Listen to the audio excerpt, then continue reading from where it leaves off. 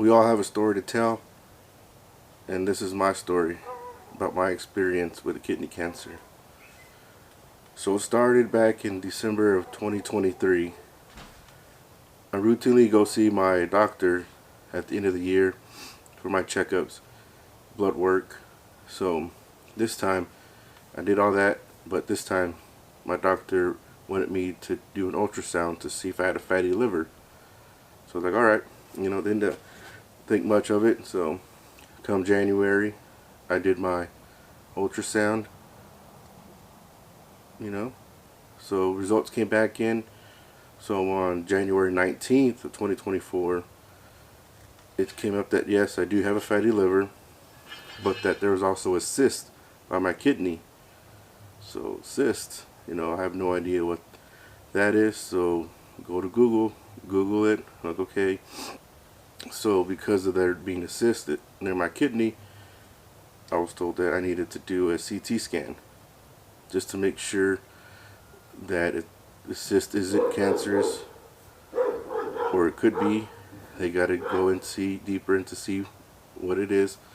So after that, in late January, I did a CT scan, which is and I didn't think too much of it until they actually did it, and how they inject you with the, what is it, contrast, and you just feel your entire body just start to warm up, and at times for me it felt like it was getting hot, and like my insides were cooking.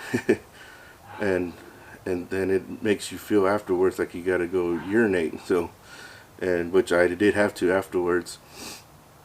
So they told me that results would come back in a few days, and that my doctor would look over the results and get back to me. So on January 26th, the results that came in, and yeah, my doctor did reach back out to me through a message through my patient portal, and yeah, that they had found a mass on my kidney. So like, what's that? Now what is that? So I go to Google, start googling things, and then finding out that mass could be a tumor. So later on that morning, I did a video call with my doctor because he scheduled one. He needed to talk to me.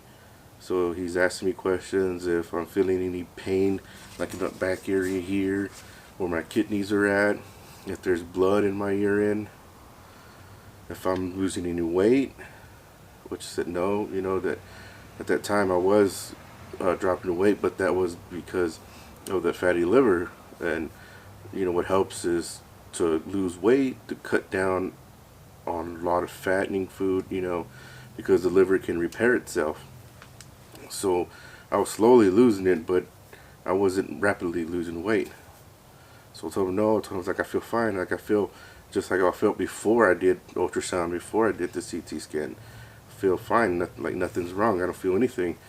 So he's like, okay. So he's like, it's still concerning, and that we need to do an MRI. So I was like, all right.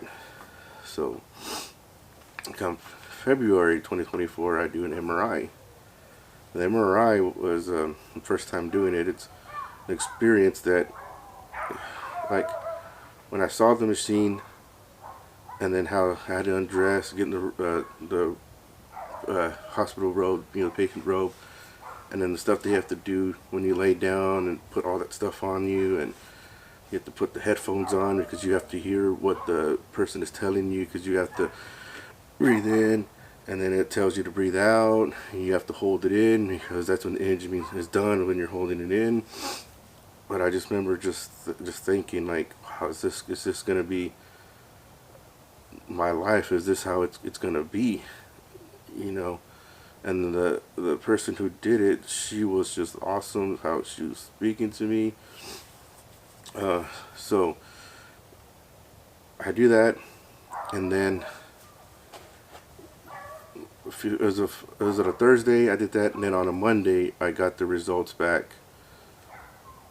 And then this time the urologist sent me a message saying that they had found a, was it 4.6 centimeter, or 4.5 centimeter renal mass. And it's just like, damn, you know, like, wow. You know, it's it's just like your world's here and then it just flips upside down, you know. So she sends an email and then she's just like, you know, when you come in to see me, you know, to discuss it further, which I did see her the following day. Me and my wife, we went to go see her. But I just remember just, because this was all happening at work. All the times that I got the results back and were at work. So being at work, it's just like I just wanted to leave. You know, I just didn't want to be there. I couldn't be there because I'm holding in all this stuff that no one at work knows about, and I'm trying to be as normal, like nothing's wrong. So we go, me and my wife go the following day on a Tuesday to go see the urologist, and my nephew, who's the oldest grandchild, he had messaged me, texted me prior to the day and telling me that, you know, he wanted to be there for me to support me. And you know, I love that. But so he ended up showing up shortly after me and my wife went into the office with the urologist, and you know, he texted me that he was there. So I remember just sitting there, me and my wife sitting next to each other, you know, holding my hand, and I just couldn't read the urologist on how she was coming off, like, because she was talking just calmly and like if there was just, you know, nothing, like, I don't know, it's just weird. And I'm trying to read her body, her way she sounds, and her facial expressions, and I'm just like, what's going on? What's you know, what's she doing? And she's showing us all the scans that she got, and showing her my organs, and then she gets to the right kidney and shows us where the tumor's at, and you can see that black spot on the kidney, and then she's, which just made me then she starts saying that, you know, these are the things that we can do, and she spoke about how you could like freeze the tumor, I guess essentially like to stop it from growing, and then monitor it, you know, for all these years and all that, and then she was like, but you know what I recommend is surgery. So when she said surgery, I just like, and had like what, like, and then I had like surgery and like to remove it, and she was like, yes. And I remember I just was holding to wife's hand, and I just started crying, because it's like, you know, that was going to be the way to essentially fix this, you know, was through surgery. Because throughout this whole process, from the time from the ultrasound to meeting with the urologist, I'm over here thinking that, what if it's spread, you know, and but she had said that there was no findings or anything of any spread, but that it was, if it is cancer, because at this point she said she still couldn't determine if it's cancer or not. So she said, but if it is cancer, then it's contained within the tumor. So, you know, after I was able to compose myself, you know, I felt a lot of just relief, like there, you know, it's gonna give me a second chance. So after we meet with her, and she's gonna send off this to a surgeon, and the surgeon then is going to contact me to set up a surgery date and all that. So when we walk out of her office, our doctor, he's kind of towards the side, and me and my wife notice him, and my wife starts calling him like, hey, you know, she says his name, and then she gives him the thumbs up, you know, like we're good, and then he smiles at us and he's like, you know, yeah, you know. So come time, surgery was scheduled for March 18th of 2024. It was a Monday. So prior to that, a week before that, I met with the surgeon, and he went over everything with me and the whole procedure and what the surgery was going to be, which is if I'm not know if I'm going to say this correctly because all these medical terms, is what they were going to do was a partial nephrectomy, which is meaning is that they're going to remove the tumor off my kidney. So they're going to take some of my kidney because they need to make sure that when they do cut it, they're going to cut underneath the tumor, and which means that they're going to cut some of my kidney. So that's what they're going to do. They're going to remove the tumor that way, and then what they do is it's like, I don't know if it's wire or what. Essentially, they sew that part, because here's your kidney, and then the kidney where your kidney removes the tumor, it's opened up. So they have to sew that part together, and so that's how they do. They like this claw that they go. It's a pretty thick claw, and they just go through your kidney, and they're just sewing it back together. And so I had to explain, and he said that where the tumor was located, that it was close by a blood vessel, and that if he has no way of removing the tumor because of that, then he would have to remove my whole kidney. So he asked if that was okay, because I had to give the approval for that. And the same thing with like blood transfusion, like if I start to bleed out or something like that, you know, I had to give the permission to give me blood. So I was like, yeah. So a week from the visiting him, it was time for the surgery, and we had to travel up north, and which was, I think it was maybe a 2-hour drive, and we had to be there by 5 in the morning, because surgery was slated for, what was it, 8? Oh no, 7:30 I believe it was. So but we had to be in there, you know, they had to check me in and do all that. So I get there, and the drive there was just, I mean, it was quiet, you know. And so, you know, I get undressed and put the gown on, and then nurses are hooking me up with, you know, all the stuff for the IVs, and you know, when they put me to sleep, and they're giving me pills, which I struggled to swallow them. They gave me 5 pills, but like this much water, because through surgery, when you have surgery, you can't have like water in you.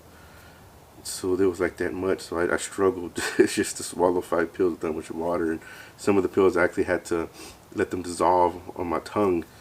And then since I finished the water, she was like, you know, it's like, I can only give you a little bit more. So she brought me back like half of what she originally gave me when I was able to swallow the last pill. And you know, my wife was there with me, and she helped me through that. And you know, my parents ended up getting there after 7, and you know, wife asked if I wanted to see my parents before I went in, but I was like no, and I went to tell her later on that reason why I didn't want to see them is because I wanted to see her. You know, I wanted her to still be there just in case, you know, she wasn't be the last person that I would see. So, you know, it was time to wheel me to the surgery room, and I remember going in there, and then I see the bed, which is kind of looks like a cross, and I had to scoot onto it off of the bed that I was on, and so I'm laid out like that, and they're hooking me up with all the stuff. I have no idea what it is for IVs and all that. I guess, you know, they're hooking me up, and then I see all these screens on the side of me here, and then I can hear the surgeon. He's talking about what he did for spring break, and then I remember they placed the mask as the mask that put me to sleep, the anesthesia. I guess, you know, I remember they put it on me, and then that's all I remember. I don't remember anything else. But I do remember waking up, like waking up, kind of going like that, and looking straight ahead of me. On the wall was a clock, and I remember the clock being 11:15. And then a nurse came towards me, and I remember I'm so groggy, my eyes, I'm trying to adjust my eyes, and she's coming to me and asking me how I'm feeling, how I'm doing. But the first thing I remember asking her was, did they remove it? Did they remove it? And she's like, I don't know, like, and I was like, my kidney, did they remove my kidney? And she was like, oh, it's like, oh, I don't know, I don't have that information with me right now. And so she starts telling me that there's not a room available for me yet, so I'm gonna be waiting right here until that happens. And so I lay back down. I'm not sure how long after that was when she comes to me and she tells me that there is a room on the floor that we're on that has become available that they could put me in, so I could wait in there. So I'm pushed into that room that it's available on the floor that we're on, and my parents walk in and they give me a small can like that of what's supposed to be Sprite, but I guess whatever brand that they have there, and I'm told that they need for me to drink it to see if I can hold the liquid in down. And then they gave me some Jello because they wanted to see if I can hold food down. So I drank some, and then my mom did feed me the Jello, and so I ate the Jello, not all of it, but I did eat it because it was hard for me to swallow.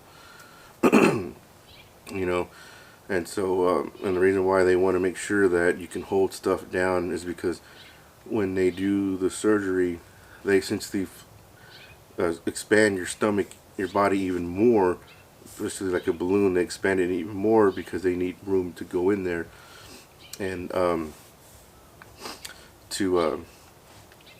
and then they'll move like organs around. They'll pinch like a blood vessel where your kidney is at to stop blood from flowing to the kidney.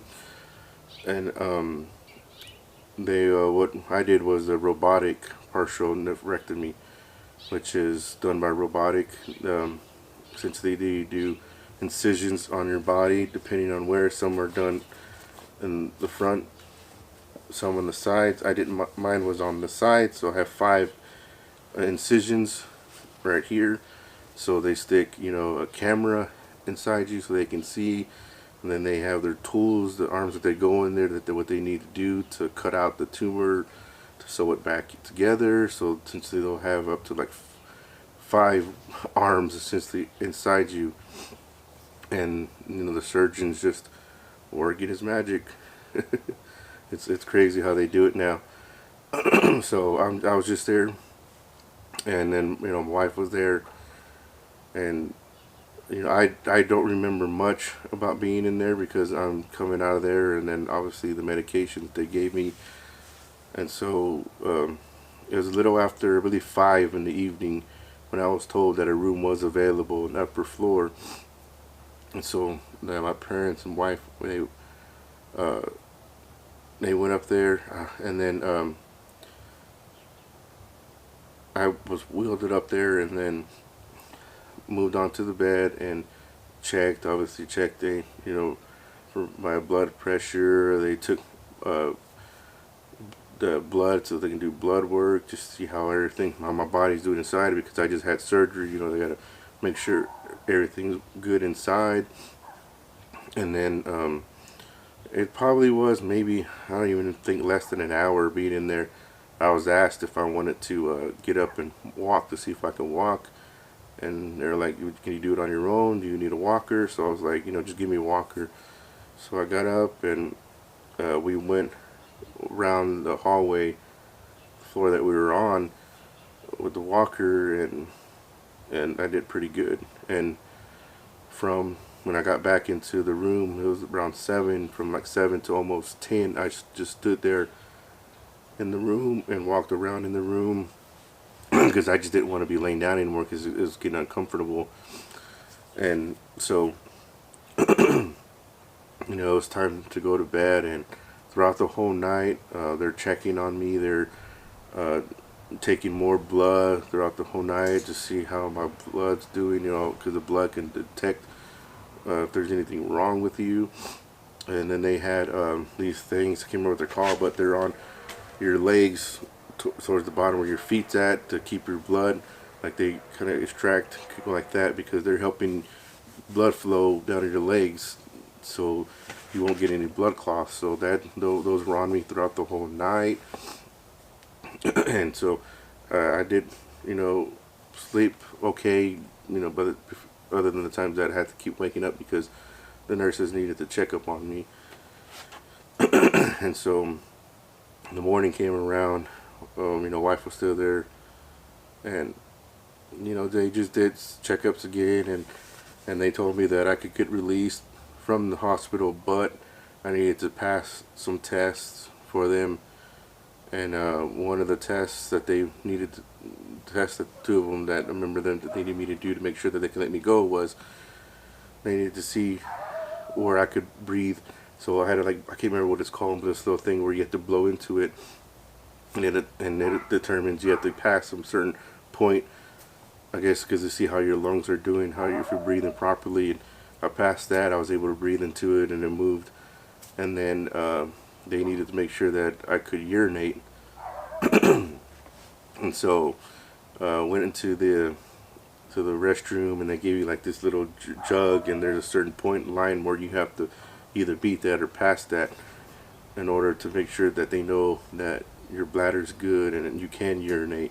So I passed that like nothing. I mean, I had to go, so I passed that like nothing. And so they discharged me in the morning after that, and went home, and my wife, she took care of me for that whole week, and thankful for that. Thank you, love you, thank you for that. And it was spent 3 weeks at home, and then went back to work for the next 3 weeks. I had restrictions. I couldn't do any hard labor, and but it's just crazy. Just you're essentially just not knowing.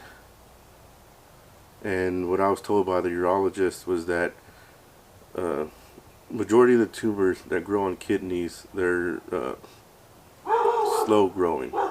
There are some that are aggressive and they do grow fast. But she said that she determined mine had probably been growing on my kidney for the past 5 years. And that majority of the times that you get so symptoms is when it gets to usually around stage 4. So what I was diagnosed was stage 1, grade 2 kidney cancer, or renal cell carcinoma, something like that, RCC. That's I think the medical term for it, but kidney cancer is a lot easier to say. So stage 1 being the size of the tumor, since it was smaller than, I believe, 7 centimeters. Once it's 7 centimeters and up, then it goes to stage 2, and then from there stage 3, stage 4, once it's bigger. So since mine was 4.5 centimeters, I was stage 1. And grade 2 means the aggressiveness of the cancer, the tumor. So grade 2 meaning aggressive, not too aggressive. But how they determined all that was after the surgery, which was on that Monday, March 18th. They did a biopsy on the tumor, and I got a phone call the next day from the surgeon in which he did tell me that it was kidney cancer, stage 1, grade 2. To which, it's just, you just don't, believe it. It's just like, how you just can't believe it. You don't go in life, thinking anything's wrong, you know what I mean, when you don't feel anything that's wrong, and that's what it was with me. I didn't feel anything was wrong, but there was something that was wrong. But they were, since they even know if she is right that it had been growing on me for 5 years, they caught it in time because it was still a small tumor.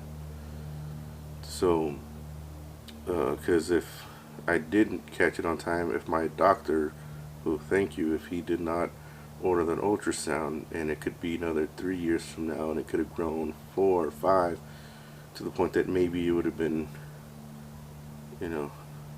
not good. But, thankful for doctors, urologists, and the surgeon, the nurses. They took care of me. They, just got to give it up for medicine and for science, And I don't know if y'all and believers or not, but I prayed a lot. My wife prayed a lot. We prayed before I went to surgery. Me, my wife, and daughter.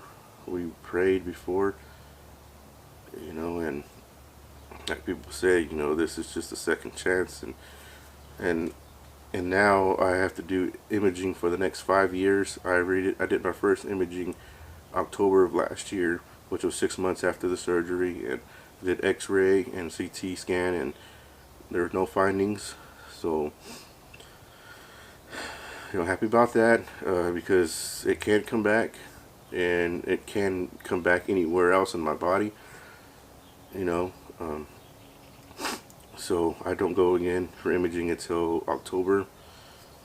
So, I gotta be positive. But yeah, that's my my journey of finding out I had kidney cancer, and it's just, you just don't think anything like that. You don't. It's crazy. It's crazy on how everything is, but you trust the process. You trust your doctors. You trust urologists, the surgeons. If you're unsure, though, get second opinions on anything. But that's so it's crazy because there's only few people who didn't know, and now everyone's going to know. And just think, I was releasing videos on YouTube while I was going through all this, like if everything was great. But I was going through hell. But that's just about, I hate to say it, but I was being fake, and I never want to be that way, but I had no choice. I couldn't think of anything, to come out and be like, say it, because I was still unsure at the time either too. I know this is a long video, and I know it's not a cooking video, even though I am cooking, but I just feel that, we all have a story to tell, and this is my story, and something that I can look back on, and my family can look back on and view and see and know what I went through. And my viewers, the ones who want to know, this is something that, I don't do personal videos, but this one is personal because it just changed my life, and I'm not the same person anymore. I'm not, I don't feel like that Moe that I used to be. And I know that it's not going to help trying to find that person again, but the best thing to do is to grow from that, to grow from what you are right now, and that's what I'm doing. But, I thank you if you stayed this long. I appreciate it. But this is my story, and it's a crazy one. But you know, as always, thank you for stopping by. Thank you for supporting. Thank you for staying this long. You know, I really do appreciate it. I really do. But depending on if I release this video before this cook or whatever, you know, check this cook out. You know, it's another hanging video of some country style ribs. But you know, as always, thank you for stopping by. Thank you for watching. Smoke on, everyone.